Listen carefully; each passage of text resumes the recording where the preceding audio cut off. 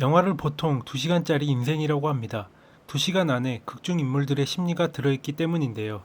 영화나 드라마에서 흔히 쓰이는 사이코패스 같은 소재나 특정 조건이나 상황에서 엄청난 집중력으로 탁월한 능력을 보이는 서번트 증후군 같이 비교적 접하기 쉬운 증후군이 있는 반면 영화 조커와 같이 어렸을 때부터 학대와 멸시를 당하며 본인 스스로도 제어하기 힘든 여러 심리 상태가 오랫동안 복잡하게 생겨나면서 마치 교통사고를 크게 당한 사람이 나중에 합병증으로 전혀 다른 곳에 병에 걸리듯 마음속 상처들을 먹고 자란 괴물이 결국 조커가 되어 사회에 나타나 범죄를 일으키기도 합니다.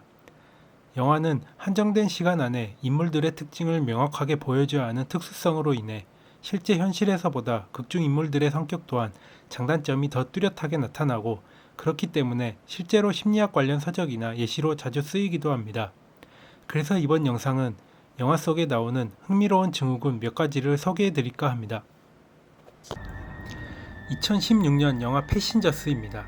120년 동안 우주를 여행해야 도착할 수 있는 식민 행성으로 향하는 우주 여객선에는 258명의 승무원과 5,000명의 승객이 냉동 수면 상태로 탑승해 항해를 하고 있습니다. 순조롭게 항해하는 듯 했지만 운석지대를 통과하는 중 거대 운석과의 충돌로 도착 예정일보다 무려 90년이나 빨리 깨어나게 된 엔지니어 짐 프레스턴은 다시 동면 상태로 돌아갈 수 없다는 사실을 깨닫고 절망감에 빠지게 됩니다. 자포자기한 짐은 어쩔 수 없이 여객선 내의 시설을 즐기거나 안드로이드 바텐더가 있는 바에서 술을 마시며 시간을 보내지만 시간이 지날수록 외로움과 절망만 커지게 됩니다. You're a robot. Android, technically. 그러던 중 우연히 동면 상태로 잠들어 있는 오로라 레인을 발견하고 그녀에게 흥미를 갖기 시작합니다. 그녀에 대해 이것저것 관찰한 그는 결국 안 된다는 걸 알면서도 참지 못하고 그녀를 깨우게 됩니다. 동면에서 깨어나 당황하는 그녀를 위로하면서 둘은 어느새 사랑에 빠지게 됩니다. 하지만 짐이 오로라에게 프로포즈를 하려고 마음먹은 날, 오로라가 안드로이드 바텐더 앞에서 그와 나 사이에는 비밀이 없다고 말하고 짐이 이를 동의하면서 안드로이드 바텐더는 짐이 잠시 자리를 비운 사이 오로라에게 그녀를 깨운 건 짐이라는 비밀을 이야기합니다. Jim woke me up. 짐에게 너무 큰 실망감과 배신감을 느낀 오로라는 분노를 참지 못하고 그를 피하거나 한밤중에 찾아가 패버립니다. 짐은 필사적으로 용서를 구하지만 한정된 여객선이라는 공간 안에서 오로라는 의도적으로 거리를 두고 마주치지 않으려 애를 씁니다. 그렇게 1년이 지난 어느 날 똑같이 알 수 없는 오류로 동면에서 깨어난 승무원을 통해 여객선 내에 중대한 문제가 있음을 알게 됩니다. 설상가상으로 승무원은 자신의 신분증을 짐에게 넘기고 죽게 되고, 여객선을 고치다 큰 부상을 당한 짐을 오로라는 간신히 살려주게 됩니다. Multiple procedures are not recommended. Override! Do it now!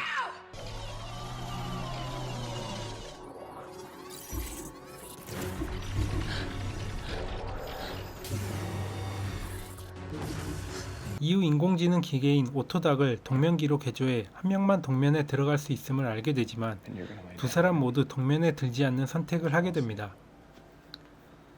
자신의 외로움을 달래기 위해 동면을 깨운 짐을 용서한 오로라에게서 볼 수 있는 스톡홀름 증후군은 피해자가 범죄자에게 동화되어 범죄 행위에 동조하거나 변호하는 현상으로 자주적인 사람보다는 자주성이 부족한 사람에게서 많이 일어난다고 합니다. 스톡홀름 증후군은 꼭 범죄자와 인질 같은 특수한 관계일 필요는 없습니다. 일반적으로 부모와 자식 간이나 부부 사이 가족 관계에서 아동학대나 가정폭력을 당하면서도 이 사람은 나를 때리긴 하지만 그것만 빼면 착한 사람이라고요 라는 것과 같이 폭력의 피해자가 오히려 가해자를 변호하는 현상을 많이 보인다고 합니다. 1999년 영화 리플리입니다. 밤에는 피아노 조율사, 낮에는 호텔 보이를 하며 살고 있는 톰 리플리에게 선박 부호 그린리프는 이태리에 있는 망나니 같은 자신의 아들 디키를 찾아오라고 부탁하게 됩니다. Persuade my son to come home? I'd pay you. 리플리는 수고비가 $1,000나 되는 이 심부름을 마다하지 않고 그린리프의 아들 디키의 모든 정보를 파악한 후에 이태리로 향하게 됩니다. 그렇게 이태리 해변 마을에 있는 디키를 찾아간 리플리는 특유의 다재다능함으로 디키의 호감을 얻고 그의 여자친구인 마지와도 친해지게 됩니다. America's like a fog. This is Marge Sherwood. Sorry, what is it? Ripley. How do you do? How do you do, Marge? 호화로운 생활을 보내는 와중에 디키의 아버지와 계약 기간은 끝나게 되고 디키를 데려가는데 실패한 리플리는 설상가상으로 디키의 친구 프레디의 이간질로 말다툼을 하다가 디키를 살해하고 맙니다.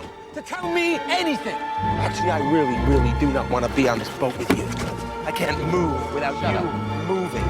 Gives me the creeps. You give me the creeps. Can't move without Dicky, like a little girl all the time. Shut up!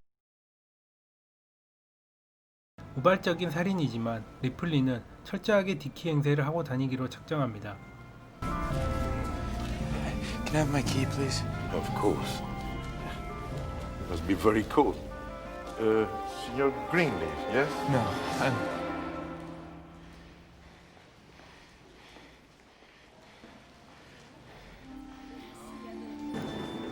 영화 속 주인공이 겪고 있는 리플리 증후군은 이 영화의 원작 소설 재능 있는 리플리 씨의 주인공 이름에서 유래된 것으로 과도한 신분 상승 욕구 때문에 타인에게 거짓말을 하다가 결국 자신마저 그 거짓을 진실로 믿게 되는 인격 장애로 자신의 초라한 현실을 부정하기 위해 화려한 거짓으로 감싼 리플리는 오랫동안 꿈꾸던 상류층의 삶을 살게 됩니다.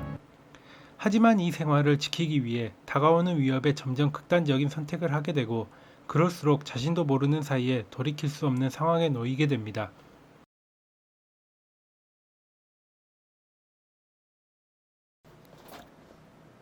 (1988년) 영화 레인맨입니다. 자동차 사업을 하면서 돈에 쪼들리던 찰리 베빗은 사이가 좋지 않아 오랫동안 만나지 않았던 아버지의 사망 소식을 듣고 장례식에 참석합니다. I've been trying to contact you for a while. I got a long-distance call from Mr. Mooney, your father's lawyer. He's been trying to reach you. Your father has died, Charlie. 헌데 찰리의 아버지는 유언장에 자신이 타던 자동차 한 대와 정원의 장미만을 상속해주고 평생 자신이 외동아들인 줄 알았던 찰리에게 형이 있다는 사실과 함께 나머지 전 재산을 정신병원에 있는 형에게 물려준다는 유서를 보고 찰리는 자신의 몫을 챙기기 위해 병원으로 가서 형을 만나게 됩니다. 그런데 병원에서 만난 형은 생전 아버지 차에 이것저것을 설명하고 모든 야구 선수의 이름과 포지션, 성적 등을 모두 외워버리는 놀라운 암기력을 보여줍니다. Only 8,095 production models. Raymond. Ted Kluszewski. Kozuski. Kluszewski. Kozuski, Ted Kozuski. Big clue, first base. He played for Cincinnati. Of course, he was traded for Defundy, 1957. Lifetime batting average, 298. Big clue. Reads and remembers whatever he gets his hands on. 바로 서번트 증후군이라는 병을 앓고 있기 때문인데요. 서번트 증후군은 자폐나 지적장애 등 인지능력 분야에서 발달장애를 갖고 있거나 후천적 뇌손상을 입은 사람들 중에 극히 일부에게 나타나는 현상으로 그림이나 음악, 공간 지각 능력이나 암산 능력이 일반인보다 크게 높은 증상으로 전 세계에서도 100명 정도만 갖고 있는 희귀병이라고 합니다. 그렇게 찰리는 형을 병원에서 데리고 나와 함께 여기저기 여행을 다니면서 점점 형에 대해 이해하게 되고 그러면서 서서히 아버지에 대한 서운함과 형에 대한 원망이 눈 녹듯이 사라지는 진한 형제애를 느낄 수 있는 힐링 영화라고 할 수 있습니다.